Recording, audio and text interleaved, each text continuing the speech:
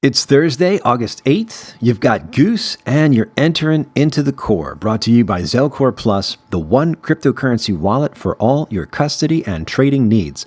Learn more about ZelCore Plus at zel.network.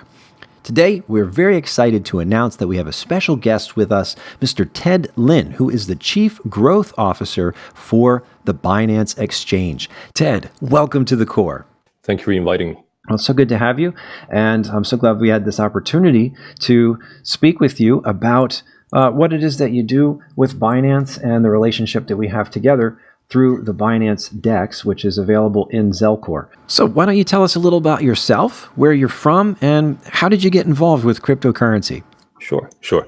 Geographically, I was born in Taiwan, immigrated overseas to Canada when I was 12. Studied in North America before coming back to Asia. Also lived in Europe for 4 years before joining Binance. So I'm now working as the Chief Growth Officer in Binance.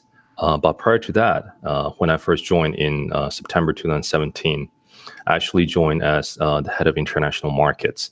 So based on my background in both the international markets, business development side of things, based on my undergrad and graduate studies in computer science, and also my affinity for the different cultures around the world, I was brought in to help with international expansions, and the role eventually evolved into a growth overall. So the chief growth officer side of things. Nowadays, I find myself spending time between the education platform, which is the Binance Academy, as well as a lot of the internal synergies to see how we can maximize the synergy between different pillars of the ecosystem. So I think it has grown into a very adhesive role in which I get to interact with not just the Binanceans around the world, but also the different teams internally.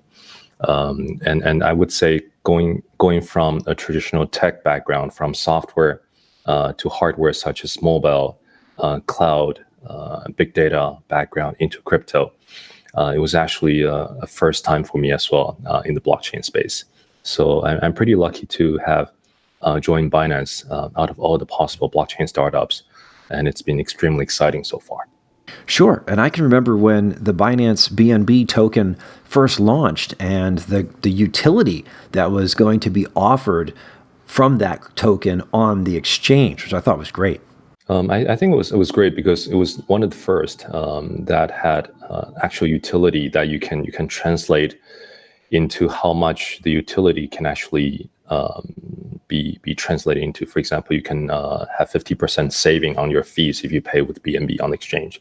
Right. So that material, that tangible value actually helped a lot of people understand how to value it properly. So that was quite refreshing for people who didn't have a way to price or value the utility token they've done on their hand before. Right, and I think one of the the most important aspects of any coin or token in the blockchain space is that use case, that it's something that, like you said, kind of makes it tangible. You can actually do something with it. In this case, save people money. So what a bonus. Absolutely. So you say you joined Binance in 2017? Yes, September 2017, yes. Oh, good. So you're almost going on a 2-year anniversary here. Yes, looking forward to it. So what most attracted you about the opportunity that you saw with joining Binance, especially then when it was a little bit more of a new and up and coming? Sure. So it's actually quite a serendipity that I had the chance to join Binance. So when I first heard about Binance, given I was not active in ICOs and stuff, when I first heard about Binance, it was when CZ actually posted an article on LinkedIn right after the ICO. He talked about how to do an ICO pretty much, and that article really attracted me. So I've known CZ way back. He was actually my high school pal back in Vancouver. Okay. But afterwards, we went to different unis. We went our different ways. He was also in tech, but he went down the fintech route. But I was going down the more of the international business development route, even though I was also in tech in my studies. And having parted ways, we never actually worked together professionally. So it was that article he posted. After I read it, I was extremely intrigued, and I just pinged him and say, "Hey, dude, what's this?" And we hopped on a call, and 30 minutes later, I'm in. Right. So it's one of those instances where if you have been honing your skill sets, and for me, that's the international business side of things, the international market side of things, and you do what you love. There are dots you connect looking backwards, quoting Steve Jobs, the late Steve Jobs, that come into play. Had I not been ready, had I not had those skills back then, had I not been tech savvy, I wouldn't have been able to pretty much take advantage of this new opportunity that allowed me to have the first foray into blockchain, which is also the next disruptive technology. And prior to that, I was in Europe. I was in cloud data, cloud storage, cloud computing side of things. And back then it was either the cloud, which was already materialized to a certain extent, was either AI, which is a big thing for possibly 2 to 3 decades, but it's starting to show its real potential, or was blockchain. And it just happened to be stumbling upon this next big thing through serendipity. So I just hopped in. Oh, it sounds like a really good serendipitous chance encounter with an old high school buddy. And wow, that's a great story, because when you look back in time, while you were in high school, would you have ever thought that you could have together gotten involved and accomplished what you've done so far with Binance and where it is today? No, I mean, looking forward, it's always hard to connect the dot. You can imagine, you can be wishful, but the way things pan out are never exactly the way you imagine them to be.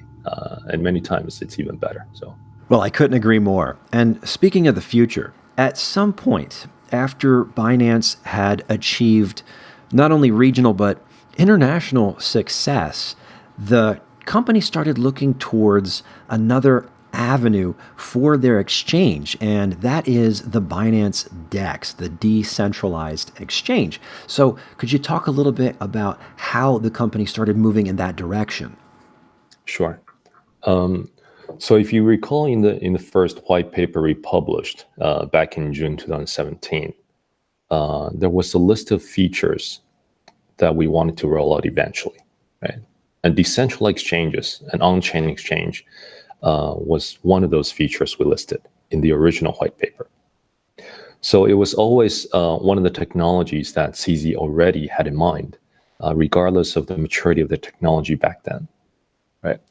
And it is one of those future techs that we believe, no matter how many iterations it takes for the world, for all the intelligent blockchain developers, people in the space to work together, no matter how many iterations it needs to go through, it will eventually get there, right? So DEX has been one of those things on the roadmap. They're just so big that we wanted to get started as early as possible. So in March of 2018, so that's quite close to the end of the first quarter, we started rolling out this competition, DEXathon, to start sourcing the different ideas, the implementations, and hoping to in a way crowdsource this project instead of just us focusing on a very proprietary build. So through that DEXathon, we were able to witness the enthusiasm and the temperature in the space. There are actually a lot of devs, both professional and school teams, coming together, and they pitched their ideas. In the end, we actually didn't take any of the ideas, but we kind of had an understanding of the temperature and the passion of the space. And eventually we wrote our own build, based on Cosmos Tendermint. And in April this year, 2019, we launched the DEX officially.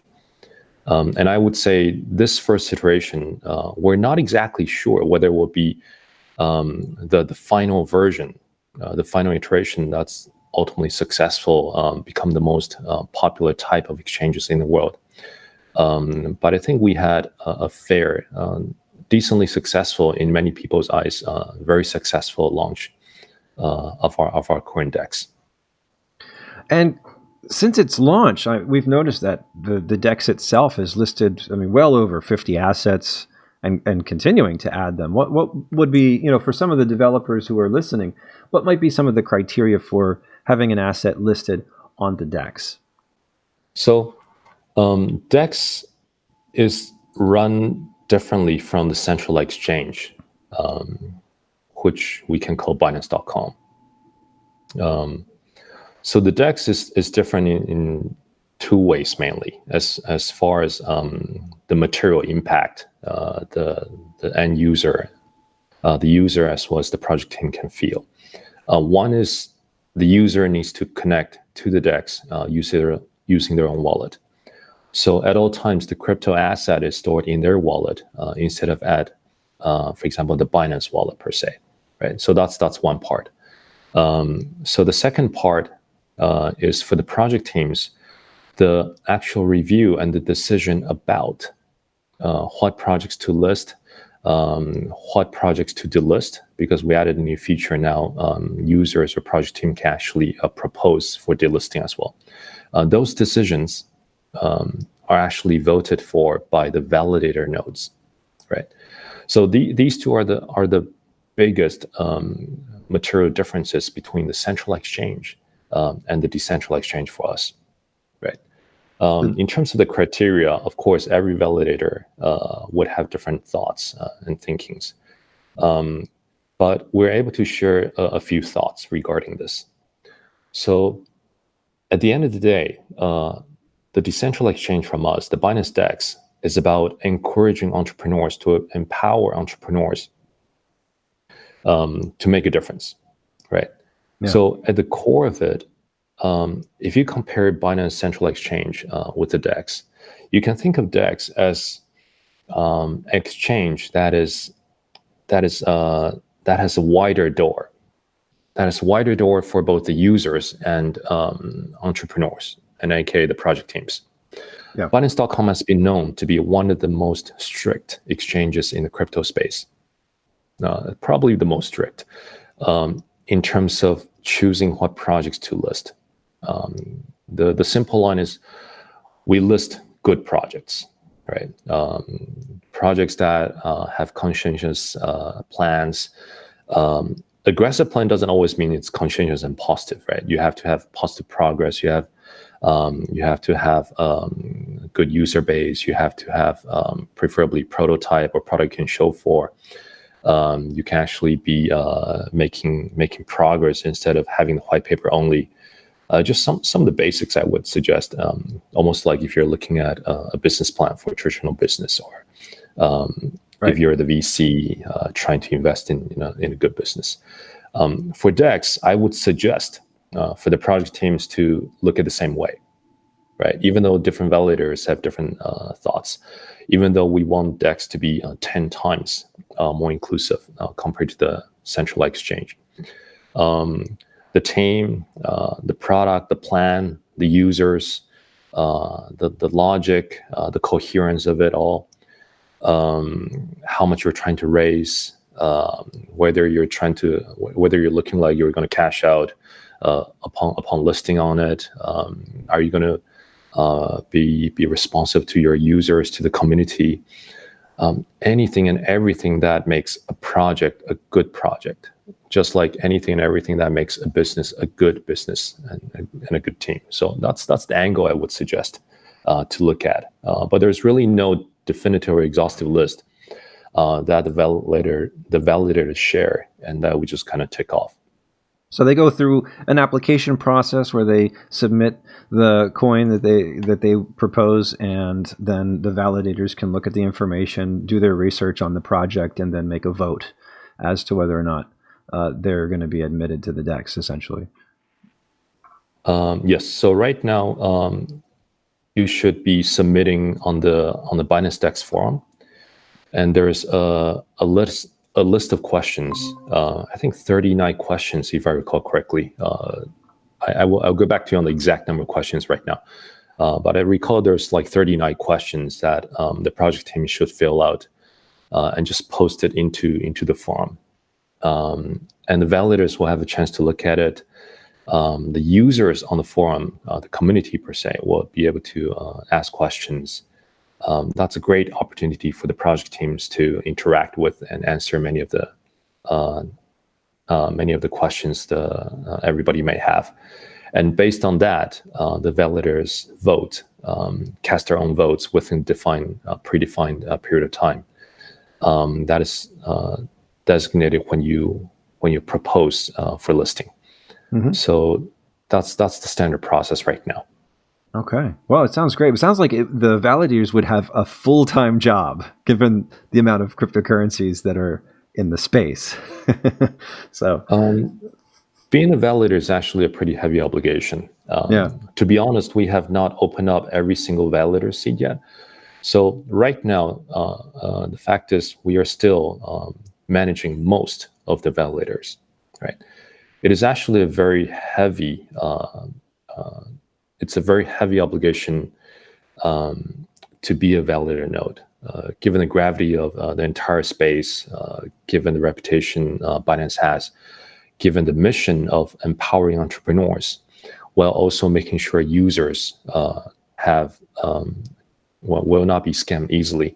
The validators actually have a very, very important job of welcoming the right projects to promote innovation and entrepreneurship without allowing fraudsters to defraud users in that respect.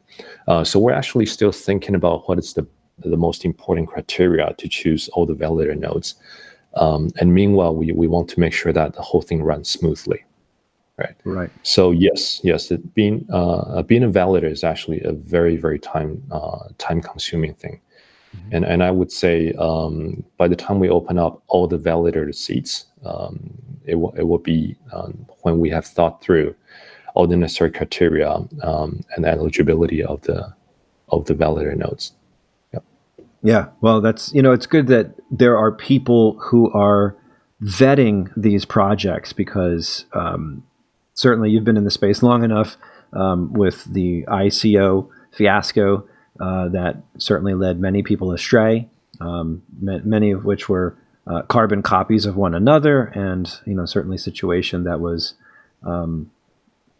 very negative to cryptocurrency in general. I think a step backwards for lack of a better way to describe it. And now to take the opportunity to really evaluate properly and develop that criteria. I mean, I think this also showcases the beauty of using the combination of community, the idea of decentralization, getting everybody involved to help make this grow, to make it better, as opposed to, just looking at it from one angle only. So having multiple validators, having multiple community members, developers, communicating with one another. I think it's created a very positive atmosphere for good projects. Absolutely. In fact, the reactions or how much this the community supports projects, a particular project, also I believe is taken into account by the validators. Right, popular projects usually have some basis to them. But if the users start coming out and calling certain projects scams, there will certainly be reasons for the validators to look into why there is such consensus per se. Right.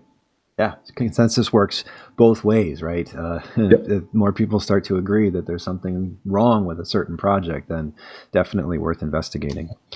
Exactly. So shows that there's still growth potential there. This is essentially a first iteration of the BinanceDEX, and now moving forward into establishing better criteria, opening up more seeder nodes, things like that. Do you see the DEX as one day replacing the main exchange? Is that the ultimate goal here, or will it run side by side? We do not see the DEX replacing the central exchange, at least not in the near term. Now, the BinanceDEX has become the most popular decentralized exchange based on trading volume. But I think the space, the genre overall, is not that popular yet. So by being the most popular decentralized exchange doesn't really mean it's the most popular exchange, period. The way we see it is we want to make sure that we get into both sides of the technologies as early as we can. We believe the space and the world needs both type of exchanges to exist. Thinking about, for example, marketplaces, because exchange is pretty much a marketplace, right? There's the buyers, the sellers. Yeah. If you think about, there's the Amazons of the world. Amazon used to be just Amazon.com. Then they had the marketplace where the different resellers or the different sellers can come and offer the different things they want to sell, and that actually spices things up. Or you look at there's eBay, there's the Craigslist. There are different models around how much management or how much curation you want to control the marketplace. They're on two sides of the spectrum, really. For the central exchange, everything's centralized, right? You have Binance behind the central exchange, which has great reputation, great security, great customer service. Whatever you do on Binance.com, there will be logs. So customer service will be able to see and help you in whatever way you need to help with. If you forget your password, you have to go through KYC. You have to go to this whole rigorous process of proving who you are. You say you are, but they can help you, right? But for the decentralized exchange, it's different. It's a non-custodian, so you have to keep your crypto safe. If there are certain parts of it that you're not able to figure out, the community can help, but there is no centralized customer service team that knows exactly what you did on your wallet per se, because it's not centralized, obviously. So the kind of help the community can offer would be different from the centralized customer service on the Binance.com. So it's like going from one gradient, which is centralized, to the other end, which is decentralized. You also shift in, for example, the attention you need to, or the responsibility for your own crypto custody per se also shifts. The amount of customer service a centralized team can help also shifts. The amount of crypto assets on the exchange will also shift. Eventually, the decentralized exchange will host more crypto assets than the central exchange. And also the kind of interface you can choose, obviously. For decentralized exchange, we are allowing different wallets to connect to it. You have the basic integration of allowing BEP2 assets to be held in a particular wallet, to the full integration, which you can trade directly from within the wallet. So the interface itself can also change from the Binance pre-designed interface all the way to the different wallet teams' designed interfaces. So we believe both sides of the gradient need to coexist concurrently. We're not betting on either one going to be the more popular. We're betting on users would need that choice going forward. In that sense, it would seem as though the DEX would favor certain projects like up-and-coming or new cryptocurrency projects that, while they meet the criteria for the validator nodes, they don't quite have the volume or the backing necessary for the centralized exchange. So in that sense, it almost feels as though the DEX would be a stepping stone. You can also say it's a stepping stone, given that you have to be good enough to be listed on DEX. You have to be good enough to list on Binance.com. So only good projects. If you really dumb it down to a very simple rationale, only good projects, I believe, should be listed on the DEX and should be listed on the Binance.com. But that's as far as the linkage is, because the review of the Binance.com listing and the review of the DEX listing are actually completely independent and separate. But recently we did run a promotion where we would be choosing out of the DEX listed projects, the ones that have met certain criteria, such as trading volume per se, and some other criteria I forgot. We will be choosing among those shortlist to be listed on Binance.com.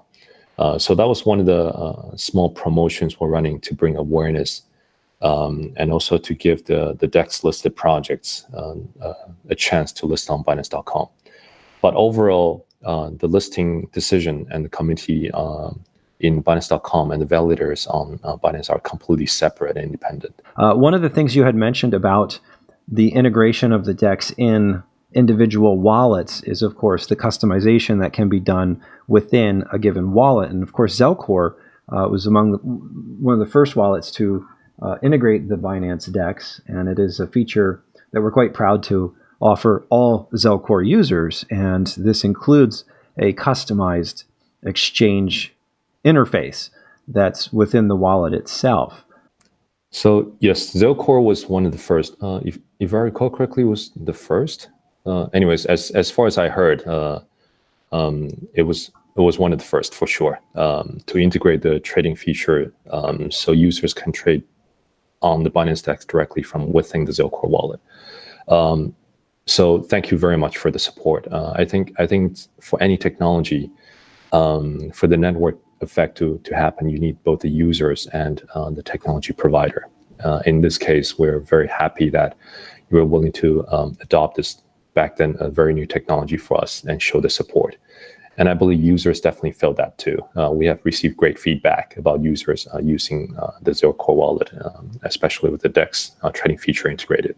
Mm-hmm. We do believe the wallet would be the last frontier almost every team will try to conquer, because nowadays on the central exchange, yes, you're using the central exchange's pre-designed interface, but when it comes down to the DEX, you actually have a lot more freedom in terms of whether you want to use the web UI, you want to use the wallet UI to trade on the DEX.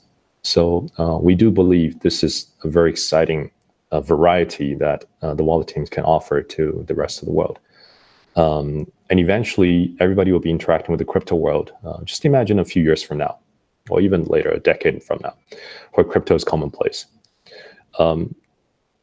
We probably won't even be using notebooks as computers anymore. We might not even be using mobile anymore. Maybe just a chip planted in the brain or something.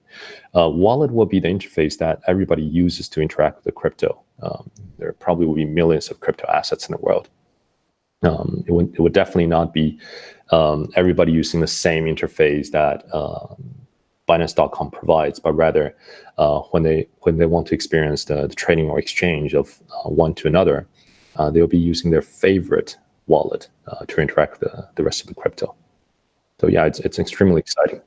Yeah, no doubt. I was just watching something about, and this was a report on quantum computing and how by the end of this year, we're going to see some very significant, especially from IBM, Intel, Google, major companies who are developing the quantum processors. And we're seeing already some commercial grade uses, but we're also going to start seeing more consumer grade. And the category that was given for this level of computing was cognitive computing. So essentially the AI situation where the computer itself becomes more than just a logical processor, more of a thinking processor, and then moving into the integration of that with the human person, the cyborg. Yeah, that's pretty funny, right? It's like we're trying to spend a lot of resource and time to make machines